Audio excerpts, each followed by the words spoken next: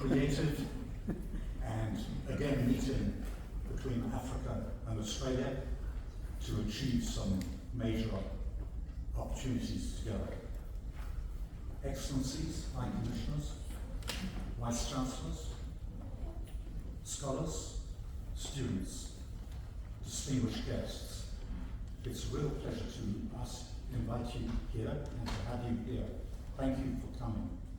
I really like forums like this and universities that can give opportunities to our futures. Collaborative on futures, I emphasize the importance of collaborating like AAU for nurturing future leaders, as I mentioned earlier.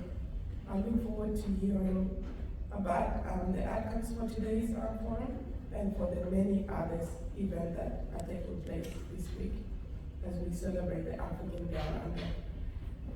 I encourage all of you to actively participate. It is really important to exchange ideas, because without exchanging ideas, we cannot achieve many, and to engage in a meaningful discussion. Thank you all for allowing me to actually welcome you on behalf of the Cook government, and thank you, David. So it was a pleasure working with all of you. And have a lovely day. I was only given 3 minutes, so I hope I haven't gone over. Thank you, David. Thank you very much for all the arrangements to invite us again, especially after COVID, where it has taken a little while for us to get off the ground again. Last year we had the wonderful occasion here. This year, the first one after COVID, the AAU Africa Forum hosted in collaboration with Africa Week at the University of Pretoria during May, and back here again. We're really very fortunate, and I'm very proud to say that we have 9 universities from the African continent represented here. We have Professor Barnabas Nabwanye, the Vice Chancellor of Makerere University, also the Chairperson of Varula. Thank you very much, Professor, for coming all the way. We have Professor David Norris, the Vice Chancellor of the University of Botswana, here with us. We have Professor Loretta Ferres, the Deputy Vice Chancellor of the University of Pretoria, representing the Vice Chancellor and the University. Thandi Mkhwebi, the Deputy Vice Chancellor of Nelson Mandela University in South Africa. Aldous Strubel, the Deputy Vice Chancellor of the University of Mpumalanga. Professor Didas, the Vice Chancellor of the National University of Rwanda. Professor Sobyi from University of Mauritius. Professor Amokne from Bahardari University. I don't see him here yet.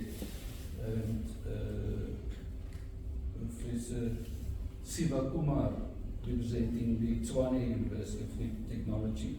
So we can see with 9 African universities represented, we really take it very serious. And I must say, we really want to also extend our appreciation to the National Research Foundation for supporting the AAU in Africa branch, not only in terms of mobilization to make this possible, but also more recently, a grant has been made to AAU in Africa again to make seed funds available, and the announcement for that will also follow soon. Then finally, I want to introduce Jonathan Tager. He's the new Secretariat for AAU in Africa. You have seen and heard a lot from Jonathan over the last 3-4 months building up to this, or even before that, but you will certainly see and hear a lot more from him in future.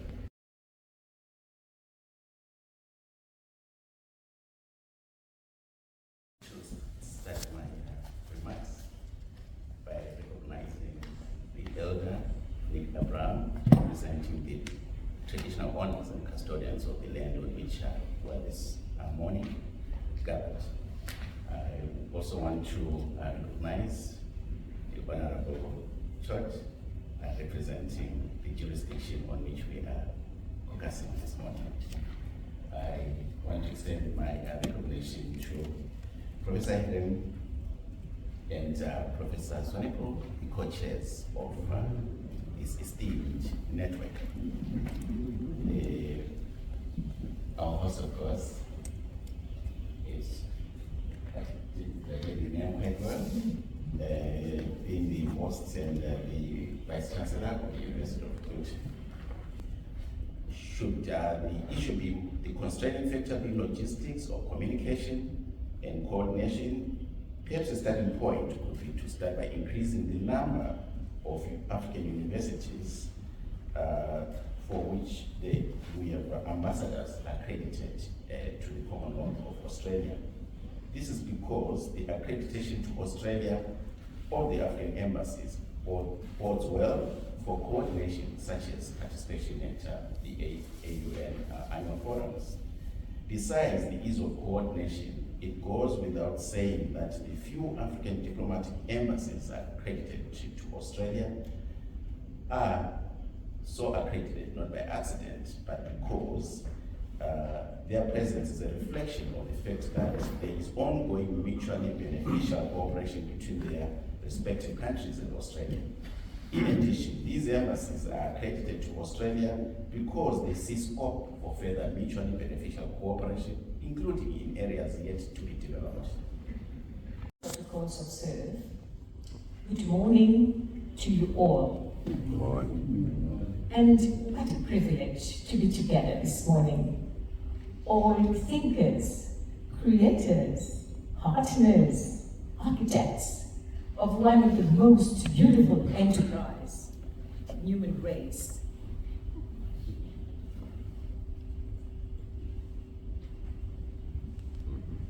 Allow me to pay my respect to all elders past, present and emerging, and recognize that we are at the land of ancestors and recognize the presence of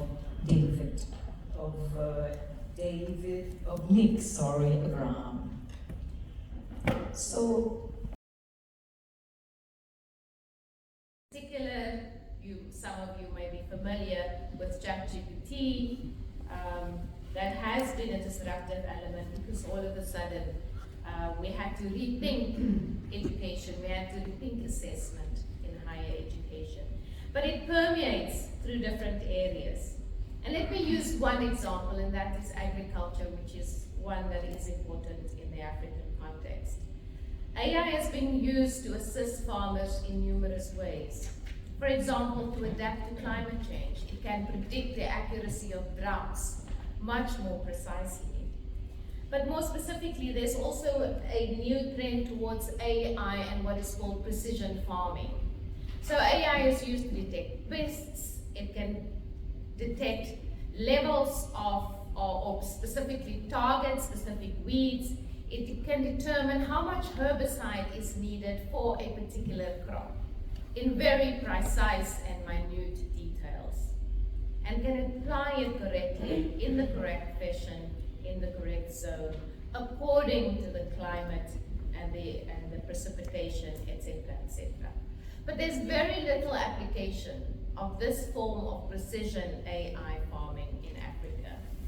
Yet it can be a game changer for big scale farming, for small scale farming. But we need more joint research on this, and we need to understand how these technologies can be rolled out to farmers on both continents. And I'll come back to this.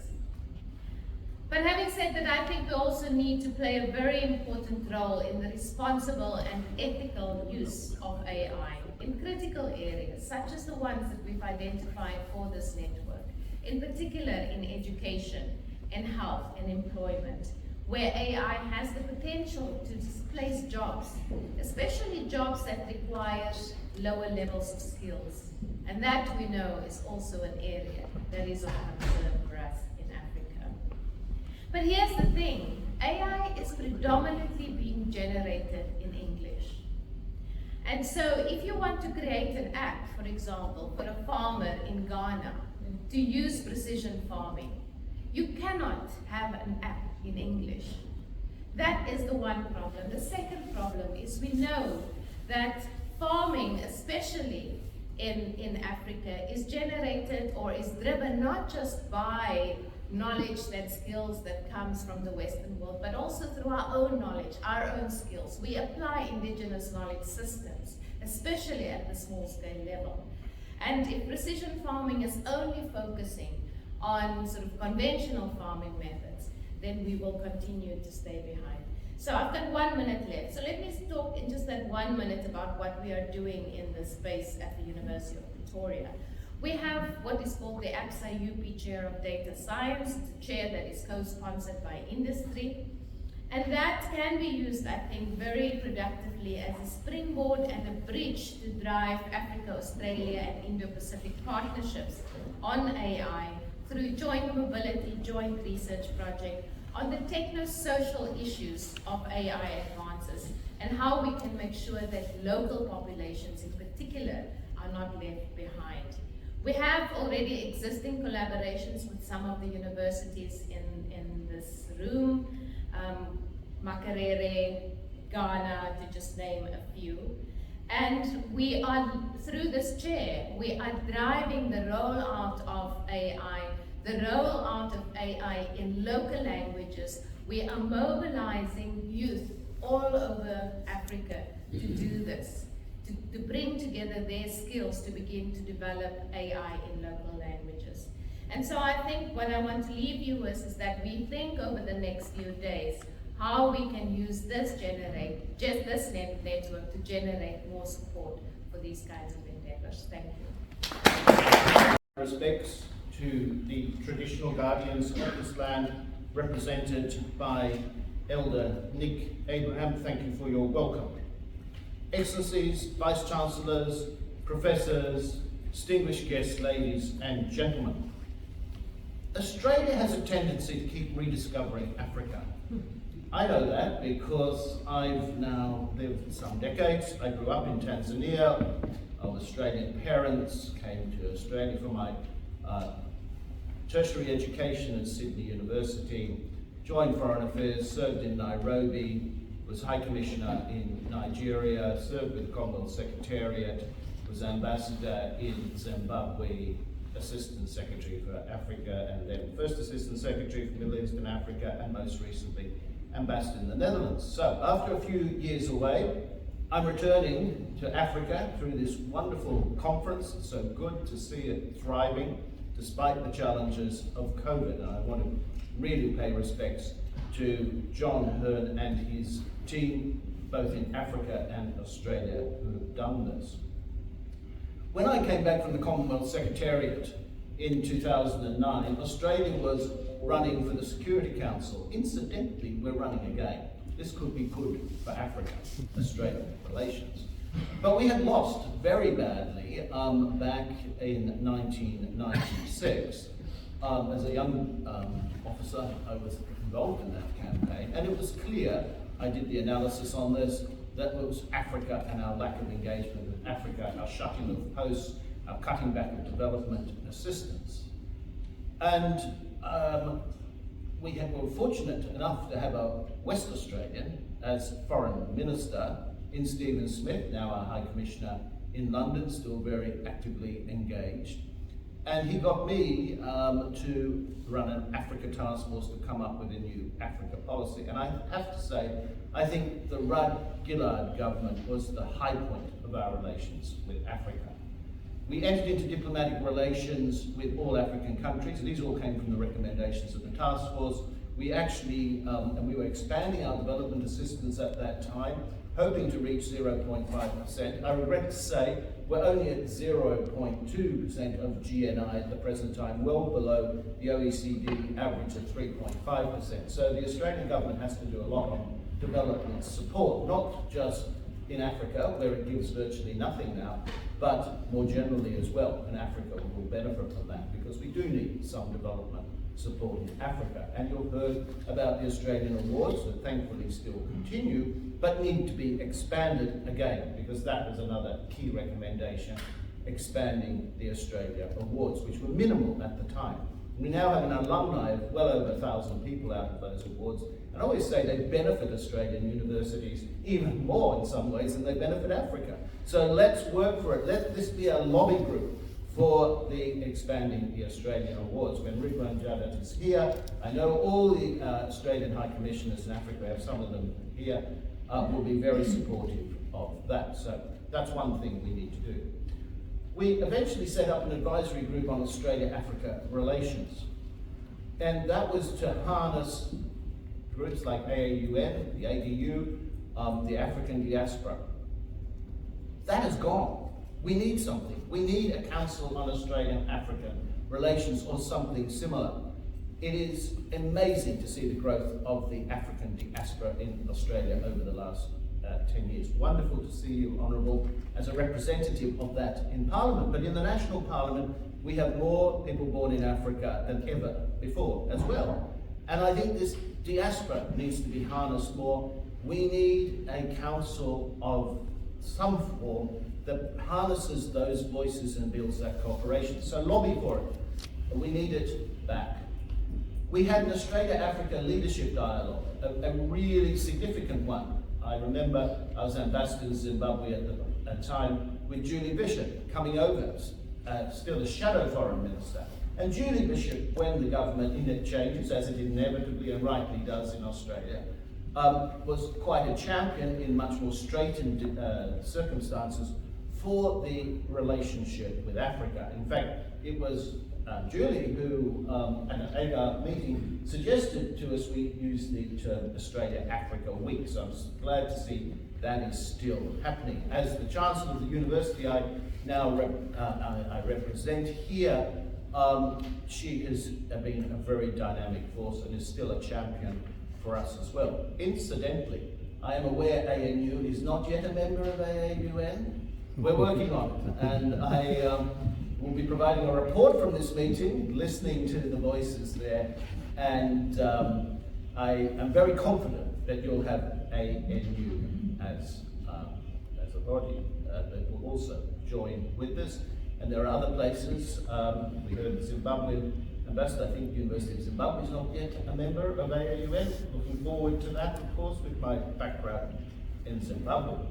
So there is much to be done. Now, let me say, there are some encouraging signs from the Albanese government, not least with Tim Watts, the Assistant Minister's travels to Africa. He has committed, he said, the Australian government is reinvigorating our relationship with Africa. African nations are an influential voice of matters of importance for Australia, our region, the world. Africa also represents important trade diversification opportunities. I understand Tim Watts will make it here on Friday, and I think it's time now to put some substance behind that commitment. There is lots to be done. I'm encouraged, in fact, because I was contacted by the Deputy Secretary responsible for Africa, among other things, just before I came here. And he said, we want to have some advice from you on this. And I was obviously flattered by that. But what I want to do while I'm here this week is listen to African voices, all of your voices, so that it can help inform me in my recommendations. It's not a question of what's just in the past, it's a question of the future as well. Those who know me know I like my African proverbs, and there's one that says, a good day starts in the morning. We are still in the morning of the new Australian government. Let's make it a good day and start in the morning with a new Africa policy. Help us construct that. Thank you all.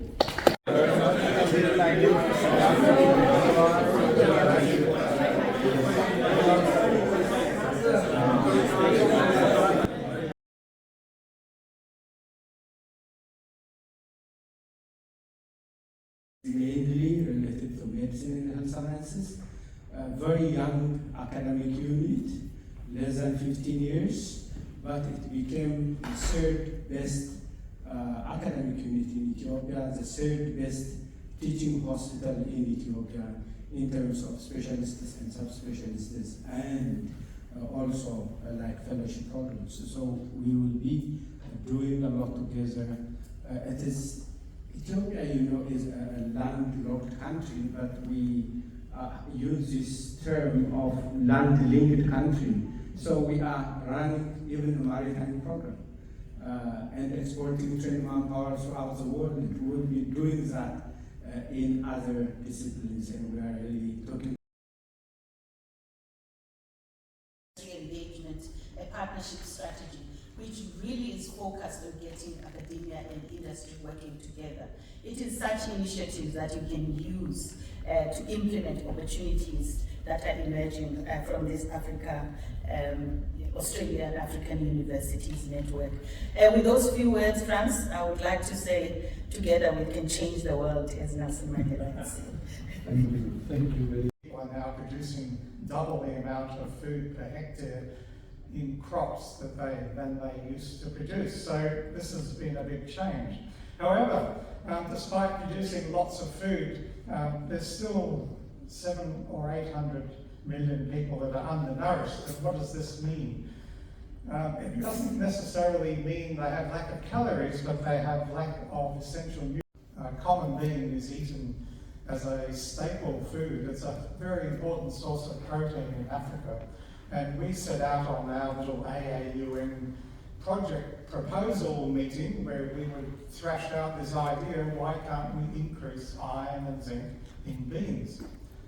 And we were able to attract attention because of that AAUN meeting of ACR, the Australian Centre for International Ag Research, to try and get plant breeding to solve a few of these problems. Firstly, cooking beans takes too long.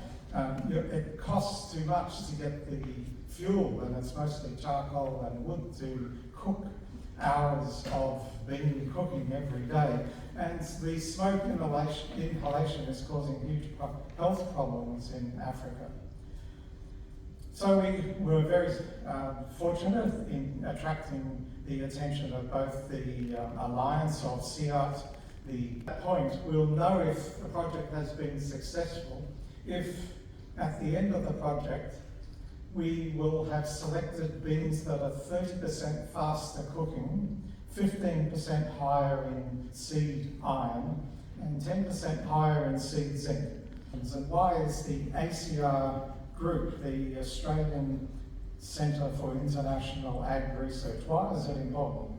Because ACR likes to see Australian innovation being used to improve and emerging. But my commitment to work with people from around the world is at the core of the work I do. I'm a global public health researcher and an educator. And as a migrant woman from India who has been welcomed in Australia, I acknowledge the indigenous people of India, the land of my birth, and also of Africa, where I lived as a young woman. So my journey started in Kisumu, Kenya in 1990, where I went as a young woman. And there it started in education. But it was my first exposure to HIV in sub-Saharan Africa and my interest in vulnerable populations. From there, I moved to Uganda and I embraced leadership in Uganda. I was in Uganda for 4 years and I met with the current Vice Chancellor of Makerere University. I was with the Aga Khan Education Services in Uganda, but I also worked at the Institute of Teacher Education at Chambogo with Makerere University, and after I came to Australia, I had a link up with the School of Public Health at Makerere University, where I had students who did their PhDs and Masters in Uganda and research projects in Uganda continue. I then moved to Rwanda, and I continued leadership in Rwanda at the Green Hill Academy. It was my exposure to refugees, rebuilding, and resilience that has underpinned a lot of the work that I've done and the research that I've done. I went back to Rwanda. It formed the part, my PhD was in Rwanda, but I went back to Rwanda in 2007, 2011, and I was in Rwanda in the middle of in June this year. And the school that I started at that time, I left the school in 2000 with 330 students. Today it's a bilingual 2,100 school, 2,100 student school with an IB curriculum. And I met with the current principal of the school, so that was a wonderful journey.